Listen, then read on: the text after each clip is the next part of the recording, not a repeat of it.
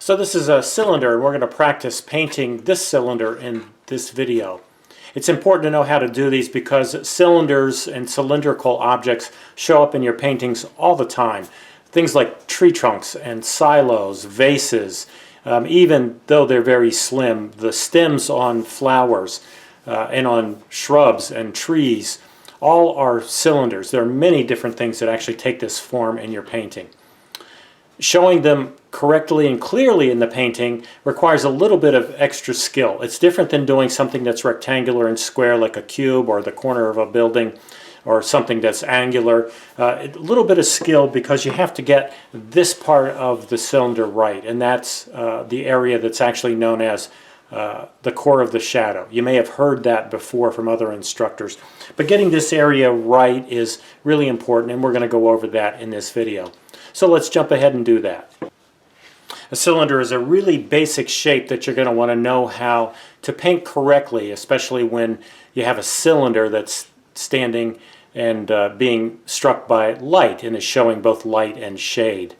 It's really important to know how to do these because cylinders really are everywhere and they appear in everyday objects. They're easy to do, but there is one particular characteristic about a cylinder that you're going to want to get a handle on to show, again, when you're painting those silos and tree trunks and things like that, show them correctly in the light as you're painting them. I'm going to paint this little cylinder here as if it's sitting on a tabletop. It's catching some light from the back. I've got the cylinder drawn. It's fairly simple to draw that, and in fact you can draw, there is a drawing layout that you can download by clicking that button below. And draw this very simple shape actually. I've got the cylinder itself, a shadow being cast behind it. And one of the important things, actually the most important thing that I've got drawn here is this particular line here. That line really is the point at which the light, what I should say is, that's the line where we're showing the part of the cylinder that's in light, which is this little sliver of it right here, is turning away from the source of the light and into the shady side of the cylinder itself. Now you'll always have that on a cylinder, cylindrical object, you'll have that, but what makes this difference than, let's say, a rectangular object, a cube or the corner of a building, is that it's not a sharp edge like those objects, and this area appears to be a little bit different than the rest of the shady side of the cylinder. So we're going to go through that as we paint this one. Go ahead and get this drawn on your paper, and then we're going to paint this. I'm going to actually just use ultramarine blue. I'll be using probably a little bit of burnt sienna to get a little bit of a grayer version of that color where I need it. And I'm also going to use some raw sienna actually to paint sort of the environment, the tabletop that this is sitting on, and I'm going to do that first. So as I mentioned, I'm going to first get the environment, essentially. I'm going to show the tabletop or get some color on my paper to show that there's a tabletop that this cylinder is sitting on. And I'm going to do that with raw sienna. Raw sienna is the lighter of those two sienna colors that you probably have on your palette.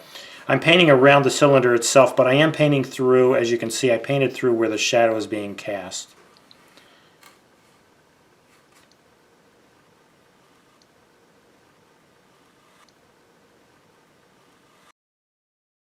So I've got that. I'm going to dry it, and then we're going to jump into the next step. So I have my environment done, or essentially the tabletop that my cylinder is sitting on. I've got that done and ready to go, so I'm ready to go on to the next step. I'm using ultramarine blue. You could use cobalt or even phthalo if you wanted to do that, or you could actually use a completely different color if you wanted to. Our first step really is just to get the ultramarine blue on everything except for this area. There is a little spot that just hit there, but up in here is where the cylinder is lit. We're going to leave that white to show that it's being lit by the sun or whatever the light source is back there, kind of behind and above it. I'm painting through that. I'm actually going to paint this big wash of ultramarine blue back into where the shadow is being cast as well. And I'm going to get it on everything, including this end of the cylinder, which is away from the light, so it's actually in shade as well. And this is really step one, and there's really only two steps. We're going to get this in I'll talk a little bit about what happens next, and then we'll go ahead and do that.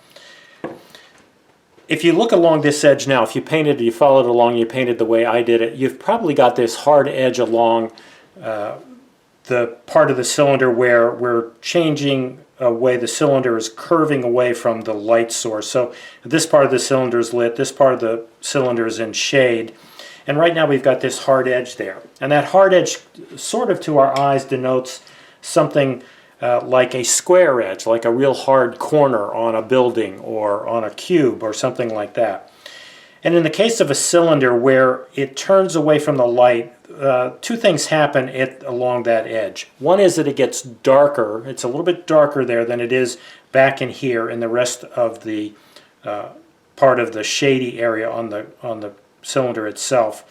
It's a little bit darker.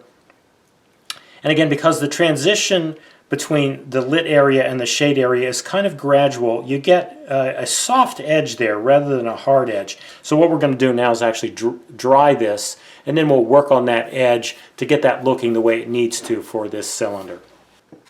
So we have it all dry and we're ready to go.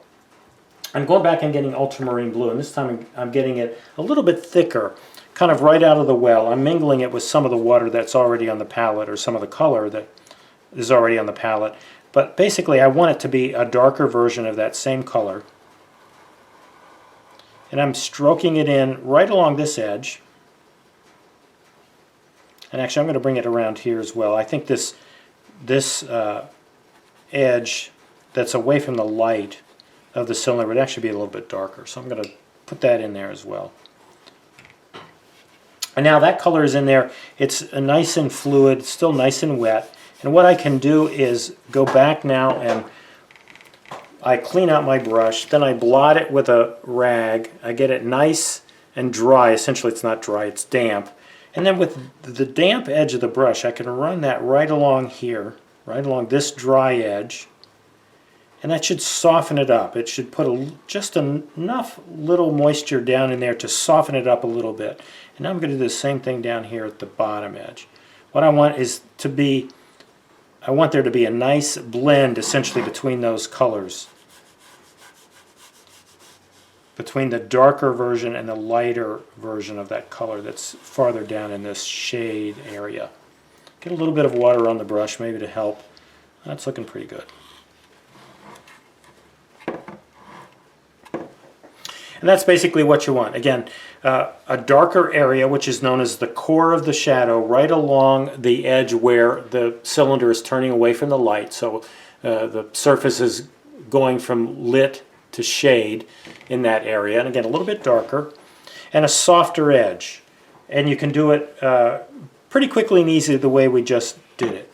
So that's pretty nice. The one final thing you can do is it does tend to get pretty dark down under the bottom, underneath the cylinder. You can actually put some darker color in there, and this again is just ultramarine blue. Put a little bit of that in there, maybe drag it a little bit out into the shade area, the cast shadow area, and then again with clear water just let that soften up and fade out into that other area of cast shadow. And that'll help the illusion just a little bit more as well. So that's it, there it is. This is how you do a cylinder. This one is obviously very quick and very simple using just a single color. But it's the same process really when you work on other kinds of cylinders, tree trunks and silos and fence posts and anything really that is a cylinder that happens to be in your painting. If you're not familiar with this, certainly you want to give this a try again. Draw a couple of them. Give it another shot, maybe use some different colors on it just to see if you can get the right effect. But basically this is what you want to get with your cylinders. Do practice it. It's very valuable to know how to do this so that you get it right in your paintings.